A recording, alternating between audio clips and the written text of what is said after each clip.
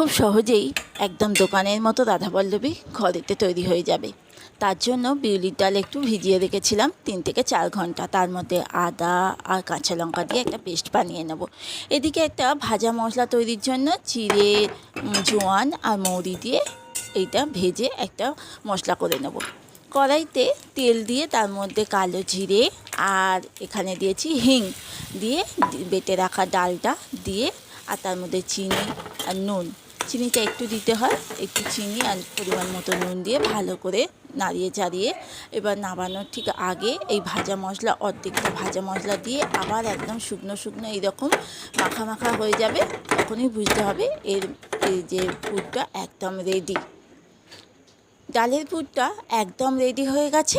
এবার আমি ময়দার মধ্যে নুন দিয়ে দিচ্ছি, তার মধ্যে এখানে যে ভাজা মশলা অর্ধেকটা সেই ভাজা মশলা দিলাম আর পরিমাণ মতো তেল দিলাম, দিয়ে ভালো করে মাখিয়ে ময়দা সুন্দর একটা পুর বানিয়ে নেব। আর এতে উষ্ণ গরম জল দিয়ে অল্প অল্প করে দিয়ে মাখিয়ে নিচ্ছি। ময়দা মাখানোটা হয়ে গেলে ময়দাটার উপর দিয়ে একটু আরও তেল ওপর থেকে মাখিয়ে এটা অন্তত ময়দাটাকে 30 মিনিটের জন্য রেখে দিচ্ছি। 30 মিনিট পর ময়দাটাকে আরেকটুখানি মাখিয়ে নিয়ে ময়দা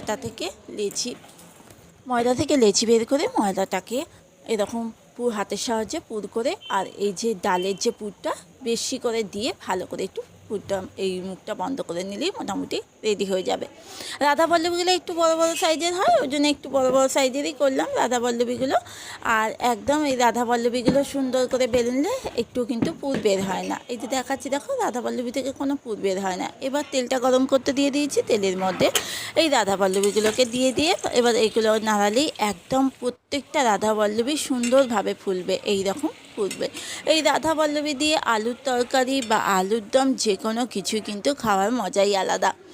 কেমন লাগলো রেসিপিটা অবশ্যই কিন্তু জানাবেন। ভালো লাগলে লাইক শেয়ার করতে ভুলবেন না। আজকের মতো আসছি, টাটা, বাই বাই।